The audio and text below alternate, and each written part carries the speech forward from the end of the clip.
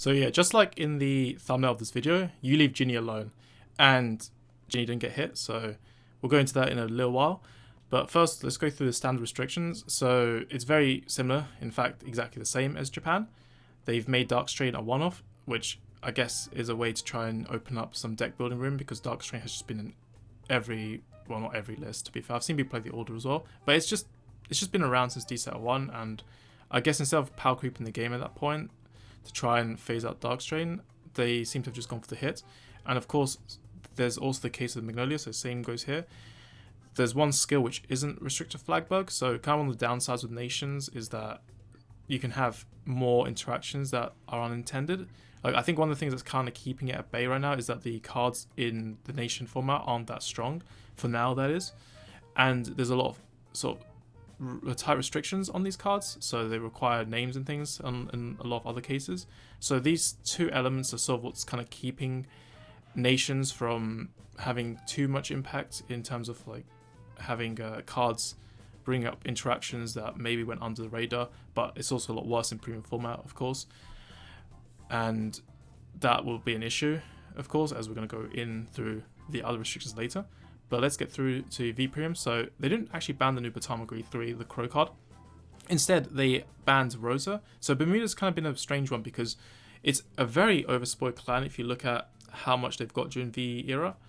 And now it's fine because every clan gets equal support now. It's 3 cards each set. So that issue doesn't really exist anymore. But the legacy of V Premium or V Standard even, during those 3 years, has kind of caused a situation where there's just so many generic cards that whenever they hit something, then players just find another engine or another generic card to play. And unfortunately, I think that's what led to the banning of Rosa, because they were still sort of trying to hit Vert since it's been overplayed in the West. And of course, Japan, apparently it's not been played that much there, so a bit of a surprise, but Melody was popular there though. So it's disappointing that the main banned member, Rosa, because that's the whole point of the deck, is supposed to be about Vert, Rosa and Clear. It's a real shame that Rosa got banned. It just doesn't feel right at all. And it's also important because it's an engine card as well. It does a lot of things. It helps you with multi-attacking. It sets up your bind zone, and it also helps you to search. So it's a massive nerf for sure to go after this card. Although that said, in Team League, Rosa failed so many times recently, so maybe it's not that as good as we thought.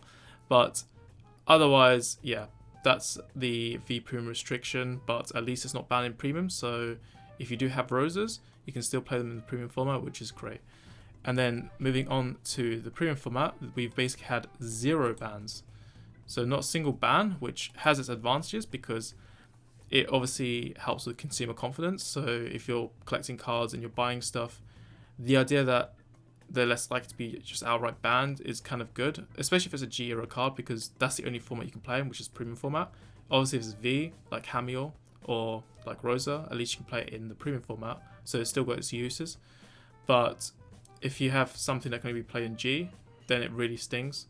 So there is that advantage there.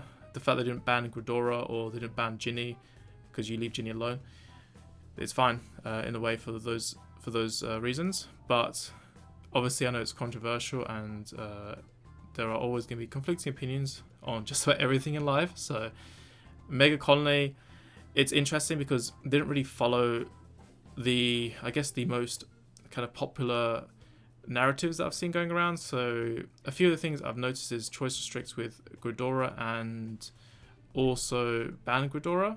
The choice restrict one I think was an interesting idea, but the one about banning Gridora I never liked, because banning Gridora also would have kind of hurt consumer confidence obviously in the game, but it's also just ruining a card because you made a nation card that was a bit sloppy in design, obviously, because nation cards, they kind of have the risk anyway because they can be played in multiple clans.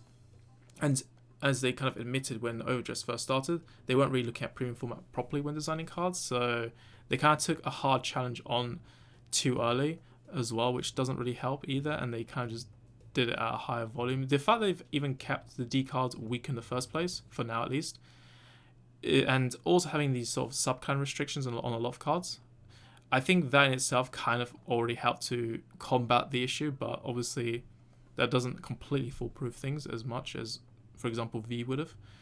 And I know we've had a few restrictions with V, but D definitely does have some much greater inherent risks for sure, by the nature of nations as a concept already. So the limit of ruination, it actually discourages people from playing all the Mega Colony, because you play like a sort of engine with Shadow Cloak, and there's no point having Shadow Cloak called out if you're not going to ride Ruination. So by making it go from a 4 to 1 off, you kind of just ruin the point of that engine to some extent.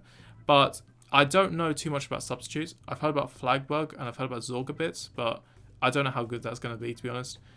And I'm not going to go and weigh in on that, because I'd rather be a bit more sure before I start saying something. But otherwise, I think a lot of Mega Colony players might be happy, because now it feels like they're not really as much in the shadow of the nation stuff. Because at the end of the day, one of the popular things about Vanguard is your clans and prioritizing the clans that you play. And obviously, if they're just hitting some zombie dragon who doesn't really fit in there in the first place, I think it's sort of a bit of a win, because now Mega Colony players feel like they feel more validated in playing the more traditional Mega Colony themed cards. So I think this is probably a restriction a lot of people are probably going to be happy with, I feel like. But obviously, if there's an angle that I'm ignoring, because there's always going to be different stakeholders and everyone's going to always react differently to things. But I think this one kind of pleases even the players who play the clan more often, so I think that's kind of nice. And then going to Powermoon, Powermoon's interesting because they didn't actually do the expected outright bans that people were speculating on, which is Ginny or Leslie. And there are advantages, obviously, because again, consumer confidence.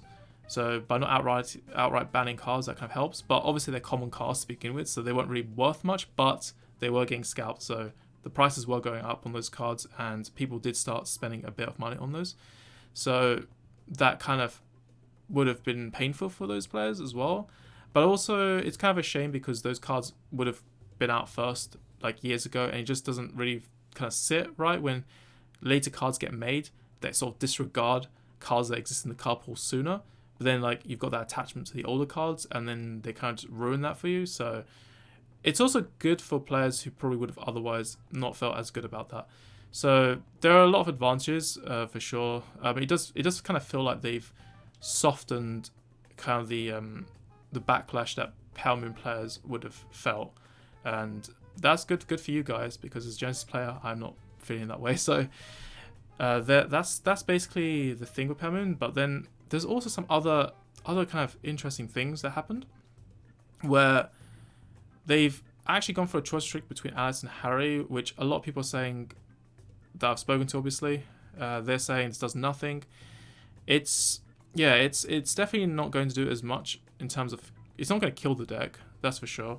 But there are definitely some interesting things to weigh in on, because I feel like there's actually some possible line of reasons that can explain this restriction, which is that the choice restrict, technically, if you hit Harry in a choice restrict with Alice, you actually give people lesser reason to go into the Dark Lord stride, because if they play Alice, obviously they can do the Dark Lord stride, but they'll be using it most likely with Yvette, rather than having the option to go into Harry. So for Nightmare Doll players, that means they can't rely on Harry in a situation where their setup is messed up, either due to bad draws or because of hand traps and things. So it does take away some of the fallback strategy that Nightmare Dolls can do, because this card does save them in some games.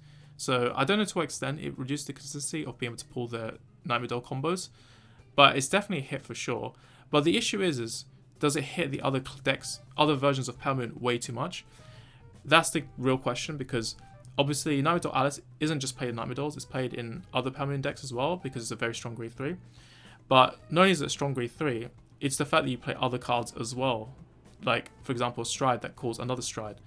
And by choice restricting with Harry, who can, by the way, extend even more with even more attacks, by doing that, they've basically, what they end up doing was they end up nerfing it more. So there's now less outlets of attacking by choice restricting the two cards together, and that kind of softens all the other decks. But they've also released a new P-Clan Collection Stride, which is Leontina, the Mega Trick card, and that can't be used with the Dark Lord Stride because it's not Magia, but it's very good, and I've gone against it. Especially in Silverthorns. So it's definitely a good card to have, and that kind of makes up for it in some to some extent. So they might not have actually killed Powermoon as much as people may think, because we're still kind of getting used to P-Clan Collection now. So we'll just have to see how this plays out. So it's a very interesting restriction. Obviously, I don't think it kills Namidols, but it definitely does. It does take away some of their backup plans when games go wrong, which they do go wrong sometimes, that's for sure. So it's a very interesting restriction list idea, and to be honest, I mean, if this actually works out, then that probably does make it a good restriction. I really can't wait to see how this affects the environment, actually, because I want to see like how much of this theory that they seem to have going on actually ends up kind of softening it just enough, but not leading to too much representation, but not killing the deck either, or killing the whole clan for that matter. And obviously, I think they should also review other restrictions they've done. So the thing is for a long time now, we've not had any unrestrictions. And I know people have been talking about how shouldn't we just unhit this and that and this. There's a lot of discussion about it. So there's more people in the community talking about unhitting cards these days, but I think the company themselves should also review, because unrestricting cards is kind of common in TCGs anyway.